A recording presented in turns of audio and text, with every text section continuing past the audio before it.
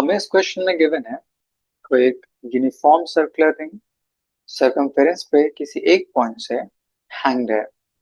अगर इस रिंग का mass small M and radius capital R है, सो उसके ऑसिलेशन का टाइम पीरियड कितना होगा हमें कैलकुलेट करना है। अगर वो रिंग ऑसिलेट कर रहा है अबाउट इट्स प्लेन एंड उसका एक्सिस उसके प्लेन के परपेंडिकुलर है, जैसा इस फिगर में दिखाया गया है।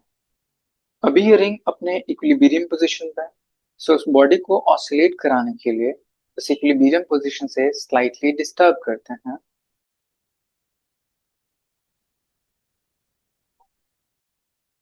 लेट्स से ये एक सर्कुलर रिंग इनिशियली इस पॉइंट से हिंज है, उसके इक्विलिब्रियम पोजीशन से स्लाइटली डिस्टर्ब किया गया, तो न्यू पोजीशन ऑफ रिंग किसे इस पॉइंट पे स्लाइटली टिल्टेड। एक्चुअल रिंग का सेंटर ऑफ मास इनिशियली किसे इस पॉइंट पे डिस्टर्ब करने के बाद उसका सेंटर ऑफ मास किसे इस पॉइंट पे। इस सेंटर ऑफ मास के ऊपर force of gravity vertically downward, उस फोर्स के दो कंपोनेंट होंगे, एक अलोंग दिस लाइन और एक परपेंडिकुलर टू इट। अगर ये एंगल यहाँ से यहाँ तक थीटा डिस्प्लेस कराने पे, सो ये भी एंगल यहाँ से यहाँ तक थीटा। अगर ये टर्म एम जी, तो इस टर्म की वैल्यू हो जाएगी M G cos theta and इस टर्म की वैल्यू हो जाएगी एम जी साइन थीटा। यहाँ पे एम जी साइन थीटा उस रिंग को वापस अपने पोजीशन पे लाने की कोशिश करेगा मीन पोजीशन तक, तो इस एम जी साइन थीटा को रिस्टोरिंग फोर्स बोल सकता है।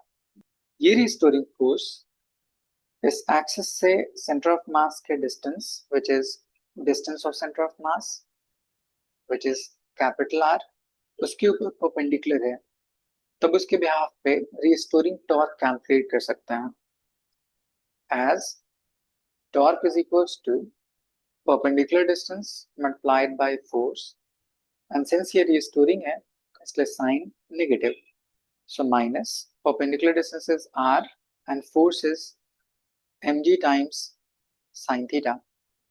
थीटा स्मॉल तो sin थीटा थीटा के इक्वल, तो ये वैल्यू आ जाएगी minus m times G R times theta is equals to restoring torque. Now इस टॉर्क को कन्वर्ट कर सकता है मोमेंट ऑफ इनर्शिया के टर्म में।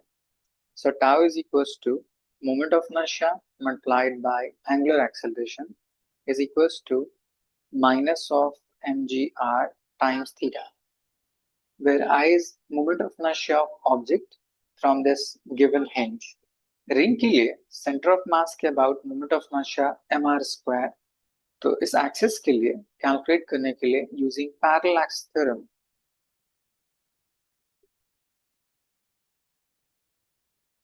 ये एक रिंग, ये पॉइंट सेंटर ऑफ मास के अबाउट एंड ये वो हिंज एक्सिस के अबाउट, दोनों के बीच में separation capital R. So using parallax theorem, we can write I is equals to IC plus m times separation between those two axes, which is r square. Moment of inertia of ring about their center mr square plus mr square, तो total value आ जाएगी 2 times mr square is equals to I। इस value को यहाँ substitute कर लेते हैं, आई multiply में उससे जाएगा डिवाइड में, so alpha equals to minus M G R divide by 2 times M R square multiplied by theta. M M cancel out, R R cancel out, तो अल्फा की वैल्यू आ जाएगी minus G divide by 2 times R multiplied by theta is equals to alpha. Further for SHM acceleration का relation होता है alpha is equals to minus of omega square times theta. So अगर इन दोनों equation को compare किया जाए, so theta coefficient omega square and theta coefficient G by 2r, so दोनों आपस में इक्वल होना चाहिए। So omega square is equals to G divide by 2 times r, यहाँ स्क्वायर उससे जाएगा रूट अंडर, तो omega is equals to root under G divide by 2 times are.